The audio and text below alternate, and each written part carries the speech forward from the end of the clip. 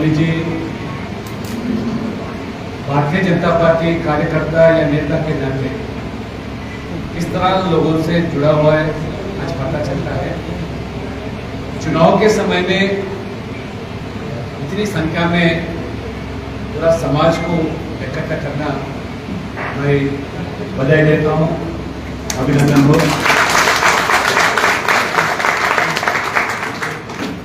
जैसे रामचंद्र जी बताए, ये चुनाव जो है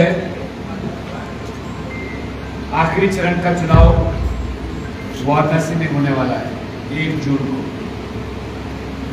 पूरा देश ही नहीं, दुनिया के पूरे अधिनेता से देख रहे वाराणसी के ओर, क्योंकि मोदी जी को हम सब लोग मानते हैं और हम चाहते भी हैं। जैसे रामचंद्र जी बताए, आप जो मत देने वाले हैं सिर्फ संसद को जिताने के लिए नहीं, प्रधानमंत्री बनाने के लिए आप 1 जून को मत देने वाले हैं। आप सही में धन्य है। ऐसे महानुभाव को वाराणसी एक पवित्र जो नगरी बाबा भोलेनाथ जी का नगरी से प्रधानमंत्री बनना, 10 साल से लगातार हम देख रहे हैं कि कार्यकाल में विकास के साथ विरासत और गरीब कल्याण योजना, उसके अलावा जो असंभव मानते थे सदियों से हम देख रहे हैं, जो असंभव मानते थे वो संभव करके दिखाए 10 साल के अंदर। ये सिर्फ और सिर्फ मोदी जी को संभव, चाहे 370 धारा हटाने का हो और हमारे मुस्लिम बहन के त्रिपुल तलाक जो है हटाना हो, और 35% आरक्षण हमारे बहनों के लिए। कांग्रेस पार्टी हर चुनाव के समय में तो मुद्दा बनाती थी महिलाओं के आरक्षण के बारे में। सोनिया गांधी महिला होने के बावजूद भी 10 साल उस शासन में थे, यूपीए सरकार मनमोहन सिंह जी के नेतृत्व में, और सोनिया गांधी यूपीए चेयरपर्सन थी। मगर उन्हीं के सहयोगी दल किस तरह सदन में विरोध किया और आरक्षण बिल को हरा दिया, आपको तो कुछ जानकारी है। मगर मोदी जी ऐसे शख्स है जो असंभव मानते थे, जो महिलाओं का आरक्षण भी नहीं चाहते थे, उन्हीं लोगों के साथ भी उनको वोट देना पड़ा और सोनिया गांधी से भी वोट देना पड़ा। यह है मोदी जी का महत्व। बिना किसी विरोध का पूरा दोनों सदन में, सिर्फ राज्यसभा में 2, लोकसभा में वो मजलिस के अलावा जिन दलों ने विरोध किया था, सपा हो, बसपा हो, आरजेडी हो, उन दल सहित भी उनको समर्थन करना पड़ा। यही मोदी जी का महत्व है, इसलिए मोदी जी है। सबसे बड़ा जो 500 साल से पूरा सनातन धर्म जो संघर्ष किया गया, कई हजारों लोग जो बलिदान हुए, जहाँ राम का जन्म हुआ अयोध्या में, वहाँ अयोध्या में एक भव्य राम मंदिर निर्माण किया गया। ये 10 साल के अंदर मोदी जी से। जय जय श्री राम, जय श्री राम। हमारे विपक्ष के नेता जो है, मोदी जी के ऊपर जो आक्रोश है, क्योंकि वो भ्रष्टाचार नहीं सहते। मोदी जी पर गुस्सा है इसलिए कि वो परिवारवाद राजनीति नहीं करना चाहता है, नहीं करने देंगे वो, और तुष्टिकर राजनीति भी वो करने नहीं देंगे। इसलिए विपक्ष के पूरे नेता एकजुट होकर, कौन है पूरा नेता? भ्रष्टाचार में डूबे हुए नेता, भ्रष्टाचार में डूबे हुए दल। आधे लोग तो जेल काट रहे हैं, आधे लोग आज बेल में जेल से बाहर आकर हम राजनीति कर रहे हैं, ये नेहरू परिवार सहित भी। इसलिए ये बार बार ये चुनौती देते कि मोदी जी को हटाना, मोदी जी को हराना। मुद्दा क्या है? मुद्दा कुछ नहीं है। और इस चुनाव के अंदर बार बार मोदी जी आएगा, अगर 400 सीट पाएगा तो संविधान बदलेगा। या आरक्षण हटा देगा। अरे ये तो 10 साल के अंदर जो हमारे पास जो आंकड़े थे 2-3 विजाति था, कभी भी हम आरक्षण का कोई बदले नहीं, बल्कि आरक्षण महिलाओं को अलग आरक्षण दिया गया और सवर्ण लोग जो भी है, जो उसके गरीब परिवार के हैं, उनके लिए भी 10% आरक्षण दिया गया। 370 धारा हटाने के बाद जम्मू कश्मीर से 70 साल से जो पिछड़ा वर्ग है, अनुसूचित जाति है, अनुसूचित जनजाति है, कभी आरक्षण को दिया नहीं कांग्रेस पार्टी ने, कांग्रेस शासन के। और मोदी जी पिछले सदन में जितने भी जम्मू कश्मीर के अंदर सदियों से जी रहे हैं, तो जो गरीब परिवार सामाजिक रूप से, शैक्षणिक रूप से जो पिछड़ा है, उनके लिए आरक्षण दिया जाए। एससी, एसटी, ओबीसी के कई समाज उसके अंदर, मुसलमान समाज भी एससी के नाते, एसटी के नाते, ओबीसी के नाते भी और अभी लाभान्वित हो रहे हैं, उनका भी प्रावधान किया गया। ये मोदी जी सरकार आरक्षण हटाने वाला नहीं है, आरक्षण देने वाला सरकार मोदी जी है। संविधान को बदलने का तो छोड़ो, कांग्रेस पार्टी जो इमरजेंसी लागू किया, वो संविधान के बारे में बात करना ये उनका नैतिक हक ही नहीं। इसलिए मैं सामाजिक न्याय के बारे में, राहुल बाबा बार बार इस बीच में पिछड़ों के बारे में, पिछड़ों के हित के बारे में जो भाषण दिया जा रहा है, पिछड़ों के आरक्षण के बारे में मैं पूछना चाहता हूं, राहुल गांधी एक बार अपना कांग्रेस का इतिहास अगर पढ़ेगा, नेहरू जी से लेकर राजीव गांधी तक किस तरह जब समय समय पर आरक्षण का मुद्दा आया आप विरोध किए। राजीव गांधी मंडल कमीशन का जो सिफारिश जनता पार्टी सरकार जो मंडल कमीशन गठित किया, बाद में वीपी सिंह सरकार 1990 में सदन में प्रस्ताव रखा 37% आरक्षण सरकारी नौकरियों में और शिक्षाओं संस्थाओं में और राजनीति के अंदर स्थानीय निकाय में जब प्रस्ताव रखा गया, यही राजीव गांधी किस तरह विरोध किया, पार्लियामेंट के अंदर, सदन के अंदर सख्त विरोध किया और बताया वीपी सिंह को ये जातिवाद के नाम पे ये राजनीति करना चाह रहे वीपी सिंह। और राजीव गांधी यहां तक बताया आरक्षण होना है तो जाति के नाम पे आरक्षण नहीं होना चाहिए, वरना ये देश जाति के नाम पर बंटवारा होगा। ये था बयान राजीव गांधी का सदन में। फिर भी वीपी सिंह और भारतीय जनता पार्टी के समर्थन से वो प्रस्ताव पारित हो गया। तब से लेकर हमको जो आरक्षण मिल रहा था वो ठीक ढंग से अमल होने के लिए जो आयोग बना, पिछड़ा वर्ग आयोग, वो दंतहीन आयोग था कांग्रेस के शासन में। मोदी जी 2017 में आयोग को संवैधानिक दर्जा देने के लिए जो प्रस्ताव रखा गया, तभी भी ये कांग्रेस और वामपंथी ने विरोध किया और एक साल के बाद फिर मोदी जी ने वही बिल को दोनों सदन में पारित करके इस तरह आज एक मजबूत आयोग बनाया। हमारे अधिकार जो हम छीनने वाले थे उसको आज एक मजबूत आयोग बनाकर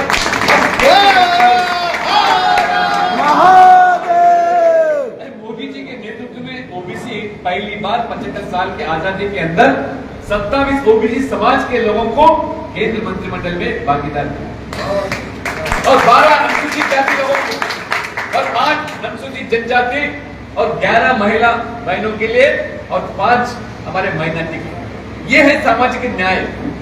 मगर आप सामाजिक न्याय माने नेहरू परिवार को न्याय दिलाने से नेहरू परिवार के सदस्यों को या हमारे क्षेत्रीय दल एक ही परिवार के लोग 11 लोग प्रजाप्रतिनिधि के नाम पर चुन के आते। आज भी हम देख रहे उत्तर प्रदेश के अंदर हमारे सपा उस समाज के लिए उस परिवार के अंदर 5 लोगों को संसद की टिकट दिया, मगर कोई बाहर के कोई यादव को भी नहीं दिया। जो यादव का नाम पर बार बार जो राजनीति करना चाहते हैं, ये सपा मैं पूछना चाहता हूं, आज हमारे मोहन यादव मध्य प्रदेश के एक कार्यकर्ता है, कर्मठ कार्यकर्ता, उस कर्मठ कार्यकर्ता को मुख्यमंत्री बनाया आज मोदी जी ने, भारतीय जनता पार्टी। ये बीजेपी है सबको। इसलिए मैं इतनी योजना है, ज्यादा समय आपका नहीं लेना चाहूंगा। 34 लाख करोड़ रुपए अब गरीब के बैंक खाता में सीधा सीधा पहुंचाया मोदी जी सरकार बिना कोई दलाली के। यही राजीव गांधी के जमाने में वो खुद बताया प्रधानमंत्री के नाते, मैं दिल्ली से अगर 100 रुपए बेचता हूँ गरीब के लिए, सिर्फ 15 रुपए पहुंचता था उनके जेब में, 85 रुपए दलाली खाता था। वो था आपका जमाना और वो था आपका शासन। मोदी जी के शासन में 0 टॉलरेंस ऑन करप्शन, भ्रष्टाचार के। इसलिए आज इतने योजना पिछड़ा वर्गों के लिए, प्रधानमंत्री विश्वकर्मा के नाम पर जो कलाकार है, जो सुनार है, शिल्पकार है, मूर्तिकार है, अन्य लोग 14 जो कैटेगरी है, उनके लिए पहली बार एक प्रधानमंत्री विश्वकर्मा योजना, एक बढ़िया योजना बना है। और उनके लिए जो शिक्षा देना है और 3 लाख घूम लेकर किस तरह को सशक्तिकरण किया जा रहा है। आप गारंटी के नाम पे लोगों को गुमराह कर रहे, गारंटी के नाम पर किस तरह लोगों को भ्रम में लाने का प्रयास कर रहे हैं। मगर मोदी जी ने हर वर्ग के लोगों को सशक्तिकरण करने के लिए आज मछुआरों के लिए प्रधानमंत्री मत्स्य संपदा योजना बनाई। इस तरह पिछड़ा वर्ग के लिए, और मोदी जी चाहते हैं कि हर नौजवान पिछड़ा वर्ग को जो स्वर्णकार हो और कोई, ये सिर्फ रोजगार मांगने वाला ये व्यक्ति नहीं होना चाहिए, ये सभी लोग समाज के अंदर रोजगार देने वाला संस्था बनना चाहिए। ये मोदी जी का संकल्प है। इसलिए प्रधानमंत्री के नाम पर वेंचर कैपिटल फंड उद्योगपति बनाने के लिए वेंचर कैपिटल फंड बीसी पिछड़ा वर्ग के अलग एक आयोग योजना बनाया। इस अन्य योजना है, मैं इसलिए आप सब अनुरोध करता हूँ, ये पिछड़ों के समर्थन से ही आज मोदी जी 2 बार प्रजातंत्र के माध्यम से प्रधानमंत्री बना। राहुल गांधी ये सही नहीं बात, ये क्या समझते, वो अपना अधिकार समझते, अपना हक समझते इस देश को चलाना, इस देश को। सिर्फ नेहरू परिवार के अलावा वो ये मोदी जी, एक गरीब परिवार से आए व्यक्ति, चाय बेचने वाला, ये देश को चलाना और लोगों का दिल जीतना, एक बार नहीं 2 बार नहीं 30वीं बार भी देश के अंदर माहौल बन गया मोदी जी का। इसलिए बार-बार राहुल गांधी कांग्रेस के नेता मोदी जी के कार्यकाल के बारे में कोई टिप्पणी नहीं करते, मगर पूरा ओबीसी समाज को अपमानजनक जैसे मोदी जी के जाति के ऊपर टिप्पणी करता, मोदी जी के जो अच्छे कपड़े पहने उसके बारे में टिप्पणी करता और पूरा ओबीसी समाज को अपमान करता। ये राहुल गांधी ने, हाईकोर्ट ने उनको किस तरह आज वो मोदी के नाम पर सब जो बातें बोले, उनको हाईकोर्ट ने भी उनको शिक्षा दिया, मगर उन्हें कोई बदलाव नहीं है। इसलिए पूरा ओबीसी समाज मोदी जी के साथ है और मोदी जी सबका साथ सबका विकास जो नारा देता है, ओबीसी, एससी, एसटी और उसके अलावा महिला, युवा और किसान जो भी गरीब परिवार है उनके हित के लिए काम करने वाले हैं। आज हम देखते हैं यूपी में जो विकास हो रहा, ये विकास अगर आगे बढ़ना है और तेजी से आगे जाना है और दुनिया के अंदर हिंदुस्तान को, भारत देश को तीसरी आर्थिक मजबूत देश बनाना है तो मोदी जी को तीसरी बार प्रधानमंत्री बनाना जरूरी है।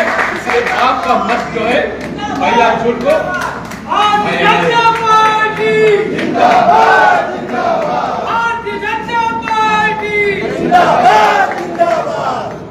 हमारे प्रदेश के ओबीसी मोर्चा अध्यक्ष और मंत्री महोदय नरेंद्र कैप्टन जी बता रहे, इसीलिए मैं आपका समय नहीं लेते हुए 1 तारीख को आप अपने परिवार के साथ, पड़ोसी परिवार के साथ और अपने मित्रों के परिवार के साथ लेकर ये हमारे कमल के निशान का बटन दबाकर बड़ी पैमाने से मोदी जी का जीत तो तय हो गया, प्रधानमंत्री बनने का भी तय हो गया, मगर ऐसा जीत होना चाहिए, रिकॉर्ड तोड़ जीत, ये काशी से होना है। इसलिए आप सर्व समाज जितने भी इकट्ठा है, आप पूरा आपका समर्थन मांगते हुए मैं आपका वाणी विराम देता हूँ। सभी लोगों को धन्यवाद। जय श्री राम। आदरणीय अध्यक्ष जी, हमारे बीच में नरेंद्र कश्यप जी, माननीय राज्य मंत्री स्वतंत्र प्रभार, प्रदेश अध्यक्ष पिछड़ा मोर्चा भारतीय जनता पार्टी उपस्थित हो चुके हैं। हम निवेदन करेंगे पंकज जी से कि कृपया माल्यार्पण का स्वागत करें। जल्दी सर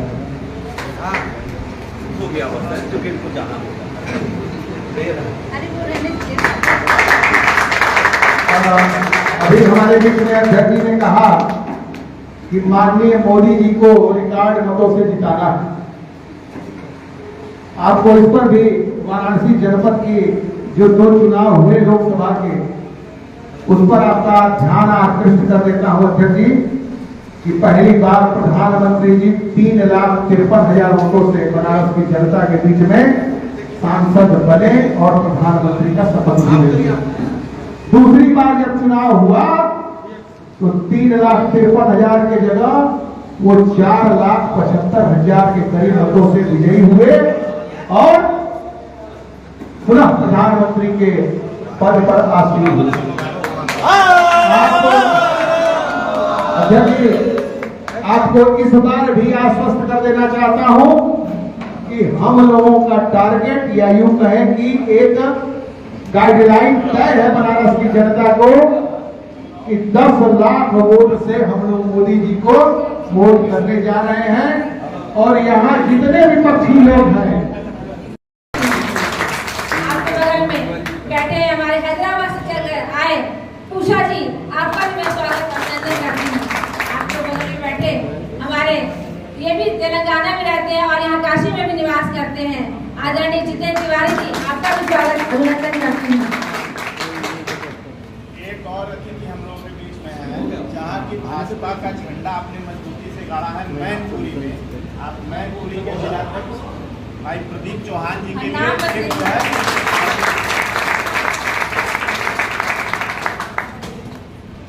और इस कार्यक्रम में हमारे कार्यक्रम के जो जब से पता चला तब से रात से ही हमने फोन किया इनको और इस तरह से इन्होंने पूरी संख्या उपस्थिति सुबह भी आकर के पूरी तैयारी तन मन से इस कार्यक्रम को सफल बनाने के लिए हमारे छोटे भाई अविनाश जी, इनका भी मैं स्वागत अभिनंदन करती हूँ। श्रवण जी का आपका भी स्वागत अभिनंदन करती हूँ। विशाल जी, आपका भी स्वागत अभिनंदन करती हूँ। मातृ शक्ति के रूप में यहाँ उपस्थित सरिता सदाब जी का स्वागत अभिनंदन करती हूँ। रत्ना जी का स्वागत अभिनंदन करती हूँ। एकता जी का स्वागत अभिनंदन करती हूँ। एवं यहाँ समर पूरे यहाँ अभी रॉबर्ट्सगंज से भी आए हमारे भाई, आपका भी मैं स्वागत अभिनंदन करती हूँ। और पूरे सरकार समाज और हमारे यहाँ कॉलोनी के निवासियों का सबका हार्दिक स्वागत अभिनंदन करती हूँ कि आप इस कार्यक्रम में उपस्थित। और इस सम्मेलन का आयोजन इसलिए किया गया, ये मतदाता जागरूकता शिविर है। सारे लोग भाजपा की कार्य पद्धति को और हमारी सरकार की उपलब्धियों को यहाँ जितने लोग बैठे हैं सभी लोग को जानकारी है। तो उस विषय में हम लोग ज्यादा लंबी बात नहीं करेंगे क्योंकि हमारे वक्ताओं की बहुत बड़ी श्रृंखला है। तो यहाँ पे हम लोग मतदाता जागरूकता शिविर के लिए बैठे हैं। तो भाइयों बहनों, यहाँ पर मैं एक बात पूछना चाहती हूँ आप लोगों से। हम लोग का समाज जो है समृद्धिशाली समाज कहा जाता है, संपन्न समाज कहा जाता है। हम लोग की आराध्य माँ लक्ष्मी है और माता लक्ष्मी किस पर आती है? साइकिल पर तो नहीं आती ना, हाथी पर तो नहीं आती ना, किस पर आती है? कमल पर। किस पर आती है? कमल के फूल पर। किस पर आती है? कमल के फूल पर। और कमल आएगा तो सुख समृद्धि छाएगा, कमल आएगा तो हम लोग का विकास होगा, कमल आएगा तो विरासत भी हम लोग की सुरक्षित रहेगा और विकास भी होगा। इसीलिए हम लोग आपके बल पे यहाँ पे जितने लोग उपस्थित हैं आप लोग से एक वचन लेना चाहती हूँ, आप लोग के बल पे संकल्प लूँ और अध्यक्ष जी को वचन देना चाहती हूँ कि हमारे स्वर्णकार समाज का 100% जो है वोट आप लोग जो है भारतीय जनता पार्टी को देंगे, भारतीय जनता पार्टी को देंगे। पूरा समर्थन स्वर्णकार समाज का भारतीय जनता पार्टी पर है। हम दे चुके हैं, हम दे चुके अध्यक्ष जी, हैं। हम अपने समाज की तरफ से आपको यह आश्वस्त करते हैं कि हमारे समाज जो है पूरी तरह से भारतीय जनता पार्टी के पक्ष में मतदान करेगा और मतदान के प्रतिशत को भी बढ़ाएगा। और यहाँ आप सभी से आग्रह है कि सबसे 1 जून को यहाँ पर मतदान है और मतदान के दिन सभी लोग सुबह सुबह पहले मतदान करेंगे, फिर जलपान करेंगे। माताओं बहनों, आपसे भी आग्रह है कि आप सब सुबह सुबह पहले अपने बच्चों को जो भी वोटर लिस्ट में है परिवार के लोग, बुजुर्गों को, पतिदेव को सबसे पहले आप लोग करके, क्योंकि गृहिणियां भी पहले उठती हैं, सबसे पहले आप लोग उठ करके मतदान के लिए जाए।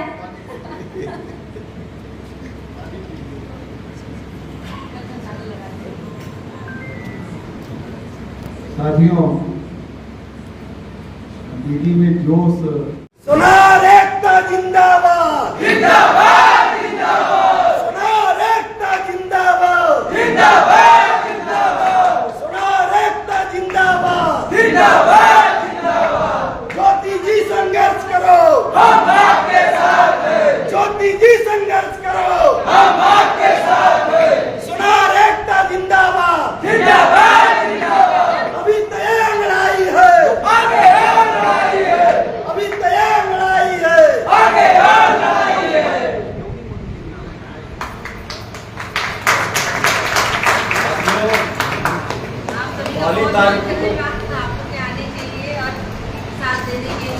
हम सभी लोग को आपका धन्यवाद देने के लिए आतुर हैं कि हम लोगों का बहुत बड़ा सौभाग्य है कि आज सोनार समाज का, जो समाज कभी अपने व्यापार को छोड़ करके, अपने काउंटर को छोड़ करके कहीं जाने आने का काम कुछ ही % में लोग करते थे। सही बात।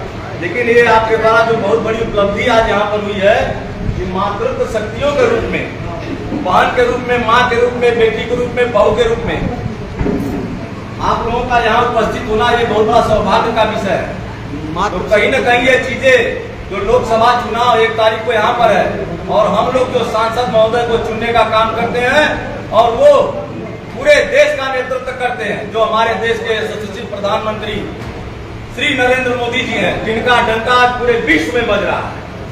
तो कहीं न कहीं हमारे देश की और विश्व की सांस्कृतिक राजधानी जो हमारा बनारस काशी है, तो कहीं ना कहीं बहुत बड़ा इसका जो संदेश जा रहा है, तो ये तो लगेगा लोगों को ना क्या हो भैया, अरे सोनार कुल जाग गई ना। सोनार भी अपन हक अधिकार लड़ाई में लड़े, माँ बहन बहू के रूप में, बेटी हो, भाई लोग हो, युवा साथी हो, बुजुर्ग लोग अपने अधिकार को पाने के लिए ज्योति सोनी जी के नेतृत्व में अपने आप को आगे ले चलने का काम कर रहे हैं। तो कहीं ना कहीं संदेशवाद जा तक गिरा सकते हो बीच में। और एक बात कि बनारस के लोग जो है खाए में, नहाए में और बतियावे में बहुत आगे होना कि ना होना। थोड़ा सा एक चीज हम और कब आप लोगों के बीच में कि 1 तारीख के आप लोग सब कमा छोड़ के बटनियों भी दबाओगे, काम करिए कमल के निशान पे। एक बार फिर मोदी, एक बार फिर मोदी सरकार, एक बार फिर मोदी सरकार। अब की बार, अब की बार, आप लोग भी अब की बार भैया 4 रोटी बना और बढ़ जाएगी। अब की बार, अब की बार। साथियों, आप सभी से मेरा निवेदन है कि आप लोग मतदान के दिन